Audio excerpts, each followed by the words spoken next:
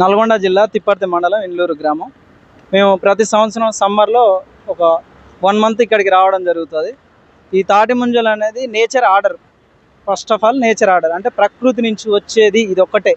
ప్రతి దాంట్లో కల్తీ జరుగుతుంది, కానీ తాటి ముంజల్లో ఏ కెమికల్ మందు లాంటి ఏది ఉండదు. అది ప్రకృతి నుంచి వచ్చేది మాత్రమే. కాబట్టి ప్రతి ఒక్కరు కూడా ఒక పండు ఏ పండ్లు తీసుకున్నా కూడా దాంట్లో కెమికల్ వేసి పండించడం అదేదో జరుగుతూ ఉంటుంది. కానీ ఇది ఎలాంటిది ఏమీ ఉండదు, నేచర్ నుంచి వచ్చేదే. కాబట్టి ప్రతి ఒక్కరు కూడా దీన్ని తినడం వల్ల చాలా ఉపయోగాలు ఉన్నాయి. రోగనిరోధక శక్తి పెరుగుతుంది. ఇంకోటి మన ఆరోగ్యానికి చాలా, ఎండాకాలంలో సలవ ఒంటికి.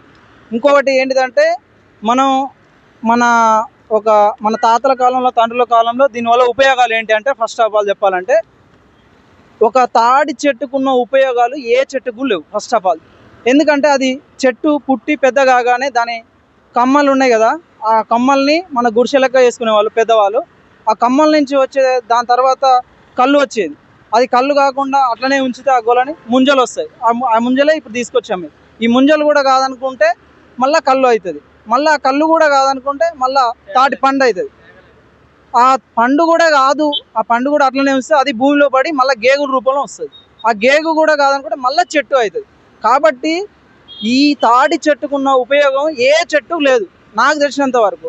మనకు వెనకటి కాలంలో ఎడ్లకు పశువులకి కొట్టాలు వేసుకోవడానికి కమ్మలు కావచ్చు, తాడి మొద్దులు కావచ్చు, అదేవిధంగా పొరకలు ఊక్కోవడానికి కావచ్చు, ప్రతి ఒక్కడానికి తాడి చెట్టుకున్న ఉపయోగాలు దేనికి లేవు. నా ఫీల్ ఏంటంటే ఈ రాష్ట్ర ప్రభుత్వాన్నైనా కేంద్ర ప్రభుత్వాన్ని నేను కోరేది ఏంటంటే, మన జాతీయ చెట్టు రాష్ట్ర చెట్టు తాడి చెట్టు చెప్తే చాలా బెటర్. తాడి చెట్టు చేస్తేనే బెటర్ అని నా ఉద్దేశం. ఎందుకంటే దీనికి ఉన్నంత లాభాలు ప్రజలకు ఉపయోగపడే, జీవనానికి ఉపయోగపడే లాభాలు ఏ చెట్టులో లేవు. కాబట్టి రాష్ట్ర ప్రభుత్వానికి కేంద్ర ప్రభుత్వానికి మేము అప్పీల్ చేయదలుచుకున్నాం సార్.